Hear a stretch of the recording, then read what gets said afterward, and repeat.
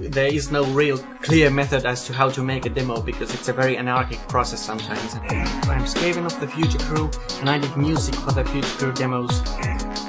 And I'm Marvel, I did graphics for Future Crew.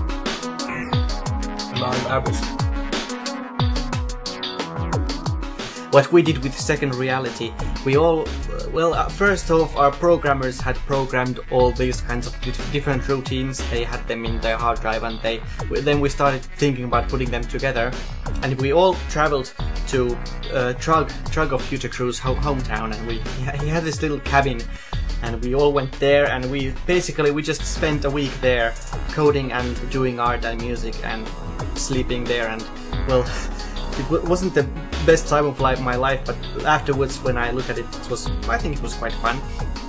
With the best demo groups, it's a lot of individual talented people, but there's also a lot of feeling. It's a group of people. It's not just individuals contributing. It's kind of a collaborative process. An effect is going one way on my screen. I send it off, an artist looks at it, gives me feedback, gives me textures, whatever, and it diverges. It's like kind of like a dialogue, like Photoshop tennis, if you've ever seen that on the web, where you bounce backwards and forwards ideas.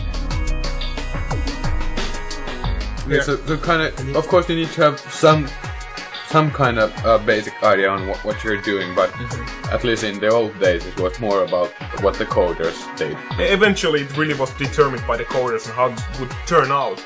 As a coder, I end up with ultimate control, I suppose, but I wouldn't say the demo coder is always king. I mean, it depends on the personalities as well. Sometimes you have a very quiet coder and a very talkative designer or artist, and then maybe the artist is throwing the ideas in, the coder is implementing them.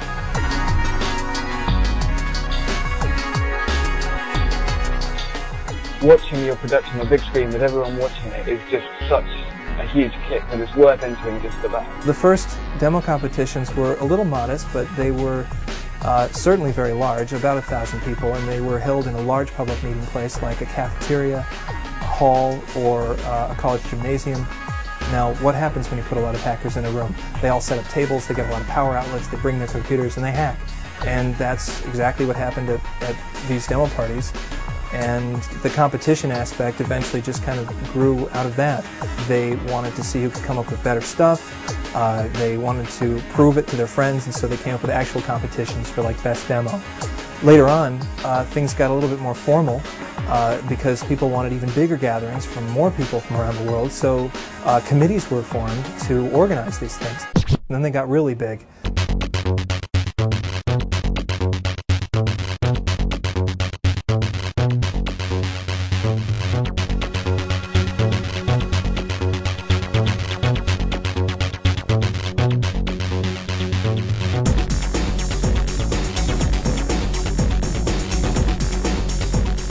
It's a great feeling to win the competition, and I think that drives people onwards. And when there's competition, the demos keep getting better, and well, it's good for everyone.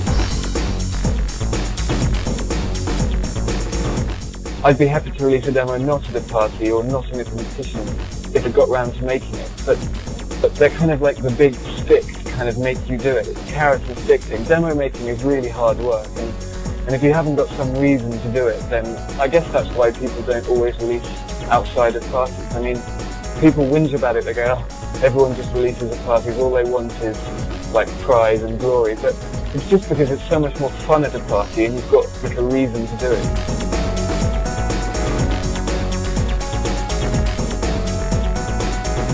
You see the people, you get an immediate response from the audience when they see the demo. Either they applaud or they do not. When you go to a party and you only do one thing, you get pretty bored. So most demo parties now have separate sections for things like a rave, some of them running 24 hours, a sleeping hall where you can get away from the noise, and trust me, you need to crash after being up straight for about 48 or 72 hours.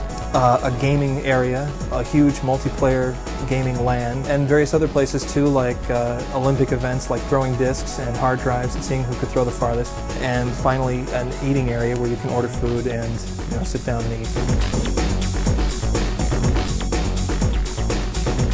Well over 30 to 40 parties happened in 2001 alone. I think already that number of parties have happened in 2002, and we're not even done with 2002 yet. Assembly 2002 is about ready to happen, August 1st of this year, and the attendance is already projected to be over 4,000 people.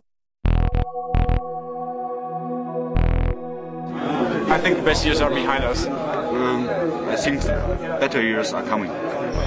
I'm glad that I can be part of it now as well, but maybe it was much better in the past, because you know, it was something else. I'm not dead yet, so I guess the scene has something to look forward to.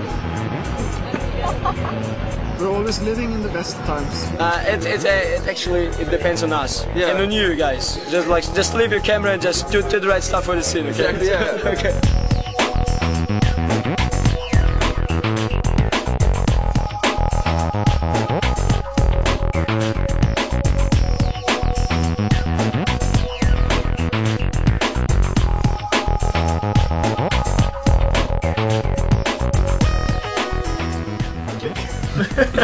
Hey, I'm Trickster of Hornet. No. Hey, I'm a dork. Oh yeah. Get the phone, hold on. Hello? I don't think we want a really method. Markus on kätsä! Alright, fine, I'm just doing an interview with Jeremy. No idea what I'm doing. I don't know where you're going with that. The Roots by Sanity. That's fucking stuff. Yeah, that's got fucking and the music by Jester, like. Yeah, Jester. Totally. Explain the crowd's reaction to the second reality demo at Assembly 93. First there was complete silence and then raging apologies. Apologies or applause? Otetaan uudestaan.